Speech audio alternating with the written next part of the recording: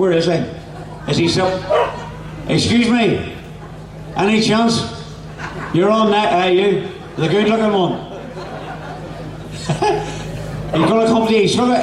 Listen, these lads won't go. They'll sign every autograph they possibly can. But ladies and gentlemen, show your appreciation to a man who came to the Northwest a few years ago, turned out an absolute bombshell of a performance, the one and only Irwin.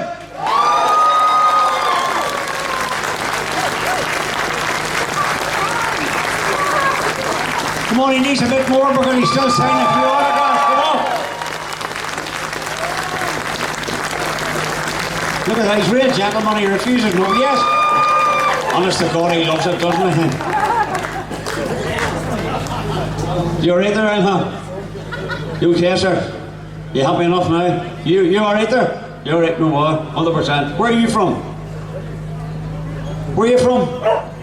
From Coleraine? Fair play to you, good man, one of the locals. Ah, look, there he is! Gonna walk off again and give you the introduction again. Ladies and gentlemen, Irwin!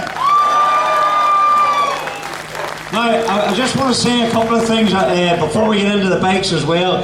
Every year in the marquee, the hospitality marquee, every Friday, we have the school children come in from all the schools in the locality for a wee look round the paddock to say hello and to meet a few riders.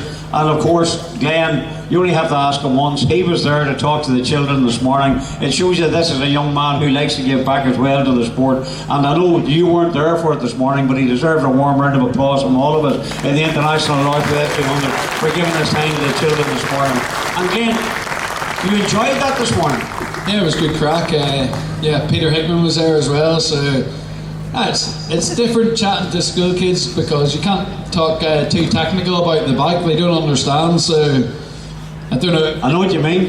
I don't know how much they enjoyed it, but yeah, the left hand was autographing flat out for half an hour after, so yeah, it's nice. They got to come down. I think more importantly for them, they got out of school for a couple of hours, and that's something I would have enjoyed myself. I have to say, Steve Plater signed 200 autographs. He couldn't get rid of one of them, but anyway.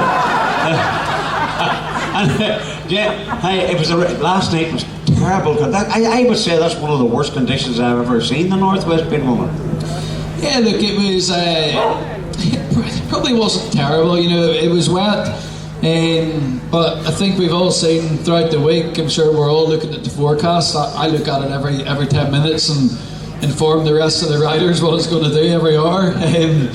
But tomorrow looks like it's going to be a really good day. I think the grid this year, particularly in the bigger classes, is probably the strongest it's ever been. So I didn't want to do anything silly. You know, there's a number of reasons you can have something really small and break a wrist and not be part of tomorrow, but I have two young kids, and you know, when I'm road racing, it's a hard thing to do road racing when you have a young family, and when it's dry, I do feel like I'm in control. You know, I can set the pace I want to do, I can find the limit, but we've all crashed in the wet, and you don't know how you do it, so it's not a risk I'm prepared to take. I apologise for not lining up, but hopefully you understand, and we can put on a show tomorrow. I would say you will now. Yeah, look, everybody can fully understand that. And Steve, you're a man who knows what it's like to ride in treacherous, difficult conditions. And we were talking to Seeley when he came in after getting the 2 podiums last night, and Alistair was saying there were times when basically the bike was just planing on the water, and it was very, very dangerous in certain areas. Yeah, with such high speeds and a strong wind as well, it takes the weight off the bike and things aren't working properly. And, you know, there's a little bit of luck involved in getting a good setup without any wet testing. But, you know, for me, with Glenn, you know, you kind of exploded into 2022, smashing 3 wins at Silverstone BSB the first round. A lot of confidence and running. How do you have to change to adapt to a road course after going through all that with the BSB? You know, obviously, first of all, you're on a road, so you know, we don't want to crash at BSB because you lose points. Here, it's a little bit, you know, not as good if you crash. So I try to I ride equally as hard. You know, yesterday it's the best I think I've ever rode around here. I enjoyed it from I was 3 seconds into the qualifying session.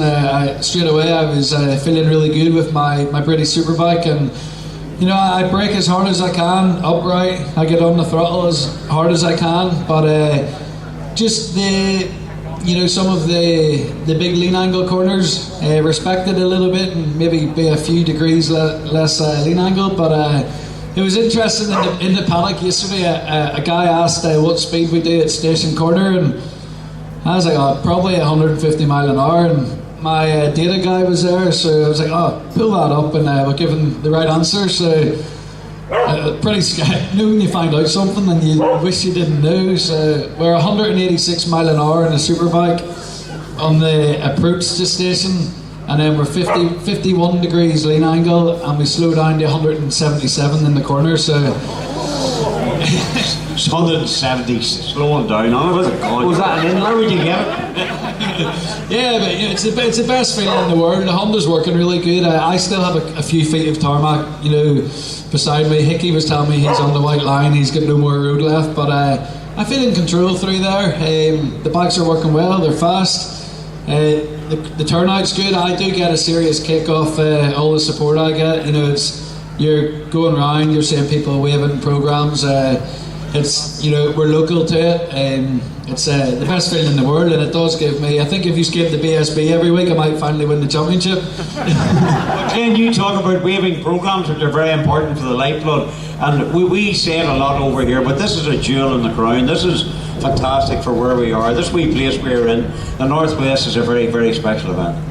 Yeah, it's one of the best events in the world, and probably when it's local to us, it's easy to overlook how special it is, because we probably take it for granted.